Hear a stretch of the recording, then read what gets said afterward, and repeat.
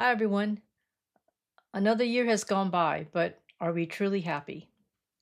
I would like us to take a few minutes and think about this question.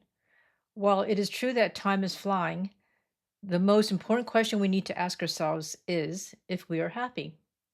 Or if you are already happy, what will you do to maintain your happiness? And is it possible that you can be happier? Last year was a tough one for me.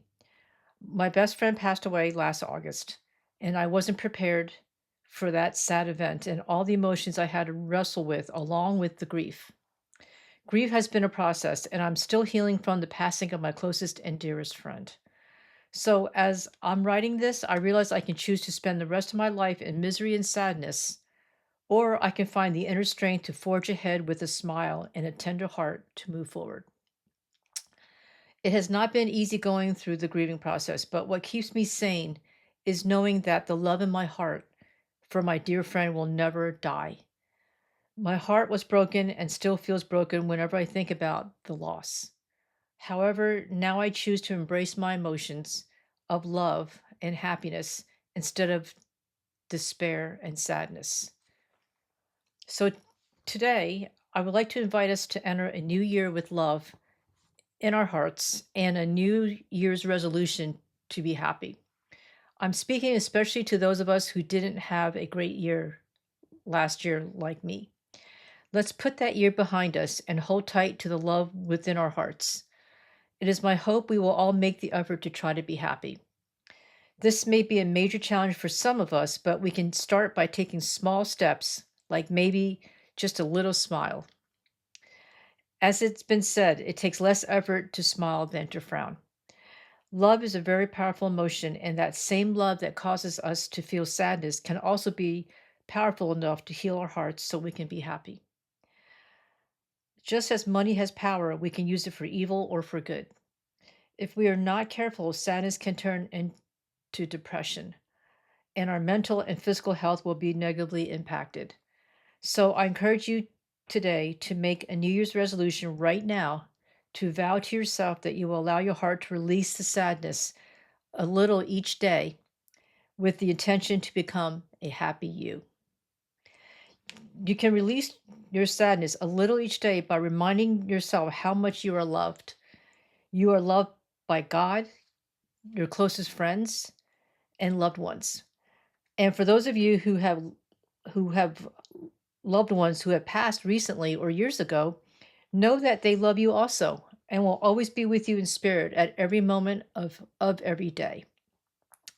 With that said, I know being with us in spirit isn't the same as being with us in person, but it's still better than not existing. It's better than them not existing at all, right? Think about it. Let me say it again. I know being with us in spirit isn't the same as being with us in person, but it's still better than them not existing at all. Folks, we must be realistic. Life is tough, and sometimes reality is downright ugly, painful, and not fair. But but you know what? That's just the facts of life. Life doesn't feel fair sometimes. People eventually will pass, and no one will live on earth forever. Sooner or later, we all need to acknowledge and accept this harsh reality. And once we realize this, we can then understand what our options are going forward. So, knowing that life on earth isn't forever, are we going to choose to give in to this fact and choose sadness, mourning the past? Or will we make the most of the rest of our life and look forward to brighter days while keeping the love in our hearts? The healing of losses is a process that takes time and can't be rushed. And healing time is different for everyone. Coming terms with reality is the challenge we are faced with. Our heads say we need to heal, but our heart feels emotional pain and have trouble letting go. Peace and healing are reached when our hearts, excuse me, peace and healing are reached when our heads and hearts finally get on the same page. The key is to give yourself permission to grieve and take whatever time is necessary to heal. It helps if you have close family and friends who can turn. It helps if you have close family and friends who you can turn to during these tough times. But if you don't have anyone to turn to, it may be a good idea to seek counseling temporarily to help you through the grieving process. Even though I have friends that I did lean on initially when my best friend passed, I still sought out counseling for a few months because I didn't want to overburden my friends with my frequent sadness. And you know what? There were many times I cried alone, and that's okay too. The one important advice my counselor gave me was that she wanted me to know it's normal to cry and grieve. Most importantly, my counselor provided a safe space for me to share my grief and allow me to feel all my emotions without any expectation or judgment. Okay, and let me just stop right here for a minute. Um, there is no shame in going to counseling. Even counselors need counseling sometimes, right? Um, even the best of us who are upbeat and positive and optimistic in life, we all have days that are down. Loss happens to everyone sooner or later. And so it's important that we, are not prideful, that we're humble enough to seek, help or counseling when we need it. There's no shame in leaning on somebody or a third party, a neutral counselor, to work through the grieving process and your emotions. And so I certainly did seek counseling for a few months. I was, talking to friends initially, but as some of you know, if you've been through this already, it is very painful. The first year is just really, really hard. And I'm not even at a year yet. Okay. This happened in August. So we're talking what, 4 months that I've been grieving. So yes, initially it was very difficult and I did seek counseling and I'm glad I did. My counselor, just if nothing else, she reassured me that it's okay for me to cry and grieve. No matter how often I cried, it didn't matter. She said to not rush it and just feel it. And that's what I did. In the beginning, I was making excuses for having to feel bad and always feel sad. And I felt like I was never going to, stop crying.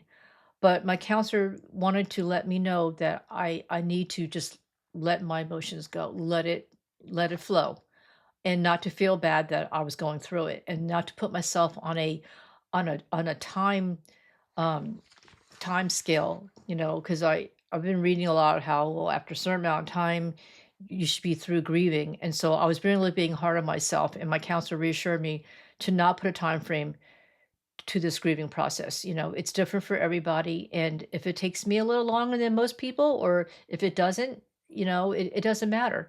The key is that we all have to grieve when we have to, and then make the time and not rush into the grieving process and just allow the process to do its thing. And so that's what I did, folks. People have gone through the grieving process are able to give us a glimpse of the process and encourage us to keep moving forward. Love and loss are all part of the ebbs and flows of life. During my grieving process, I read many articles online and viewed countless videos on grief and the afterlife. Those resources were extremely comforting, knowing that many had gone through this process and that I was not alone. The best advice I read online was one never gets over the loss of a loved one, but one learns to eventually live with it. Let me say this again. One never gets over the loss of a loved one, but one learns to live with it. This puts things in perspective for me, and I felt a sigh of relief that I could relax and take whatever time I needed to heal. Now, let me stop here and address those of you who may not have lost a loved one, but you feel stuck, alone, and unhappy. If you've been feeling unhappy for a while, it's usually due to a mindset that is keeping you stuck. To finally get out of this mindset, you need to seek counseling to work through the blockages, whether they are from childhood or from recent traumatic events that have caused your mind and heart to shut down. You will also need to go through a grieving process and heal. No one is perfect, and we all come from family environments that may not have been the healthiest for us. And as children, we become familiar with those unhealthy dynamics and internalize those dysfunctional behaviors along with all the emotional pain and lack of healthy love. We carry this void in our hearts into adulthood, and we end up repeating the same patterns of behaviors that were learned from childhood. And years later, we wonder why we just can't seem to find happiness. We keep attracting unhealthy relationships into our lives that bring us the familiar pain and hurt from childhood that were never healed. Well, if you notice this continual pattern in all your relationships, then it's time to take an honest look in the mirror and consider taking time out to get counseling, grieving, and healing. As it's been said, insanity is doing the same thing over and over again and expecting different results. So I invite you to make a vow to yourself to seek professional counseling to heal and become happy. And if you currently feel unhappy and stuck while married or living in a long term relationship with your partner, please check out my most recent book, Fairy Tales Are for Frogs. I'll just show you this book, The Reality of Happily Ever After. My book will help you get unstuck and guide you towards healing and finding happiness from within. It's a short read, and you can find my book on my YouTube page with a link to Amazon. Okay? So folks, it's a short read, okay? And I think you will find this very helpful. Okay? We all get into a rut in life at times. And many of us and many of us who are in long-term relationships or have been married for a while, um, if we do, some of us do experience a lot of unhappiness, okay? And so if you find yourself in that position, please check out this book. I believe it will help you out. It will help you get unstuck. Okay? So feel free to get that done. In summary, as we start a new year, let's take the first step to choose a different path that leads to happiness. I believe we were each born with special talents and gifts from God that make us unique and loved by God. I believe we were each born with a life mission or calling to benefit mankind. When most of us think of missions, we think of some world changing grand missions. Truth be told, not all missions are grand. A mission could be as simple as just being the best mom, dad, teacher, fireman, sister, brother, friend, etc. Think of our world as a giant puzzle of 8.2 billion people, and each person being a piece of that huge puzzle. So I just want to say that a lot of us think of a mission or a calling as something that has to be, um, huge. That has to, we often think of someone that's very popular or famous, but not. I just want to encourage all of us to realize that no, it's not all missions are on a grand scale. Okay, we all are unique in our own way. We all have special talents and gifts that we can impart onto the world to help others. And it could be simple as just being a good friend to somebody. It could be your mission could just be um, being a great wife, being a great husband, being a great mother or father. I mean, it doesn't have to be earth shattering kind of, uh, you know, a kind of mission that puts you out in the limelight where you're famous. It doesn't have to be that way. Okay. So I encourage all of us to, try to figure out and seek, look inside to figure out what is it that you can offer and, to the world and to others that can help them. Okay. Um, Truth be told, not all missions are grand. Okay, I already said that. However big or small our life calling is, the key is to welcome personal and spiritual growth so we can become the best version of ourselves to serve others. Let me say that again. However big or small our life calling is, the key is to welcome personal and spiritual growth so we can become the best version of ourselves to serve others. If you haven't seen one of my past videos called How to Live Your Best Life, I encourage you to check it out. The good news is that no matter how old you are or how long you've been unhappy, it is never too late to start over, start anew, and choose a new path that leads to happiness. Are you ready to make the vow to yourself to become a happy you?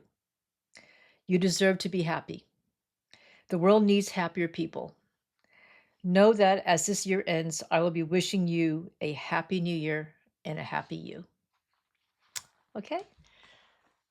Okay, folks. So if you resonate with this video, please click like and please click like and click share. If you haven't subscribed to my channel yet, please subscribe so that you can be kept abreast of all my future upcoming videos. And if you have any comments, please put your comments or questions below. Okay? And until next time, I wish you all, again, a happy new year and most importantly, a happy you. Bye.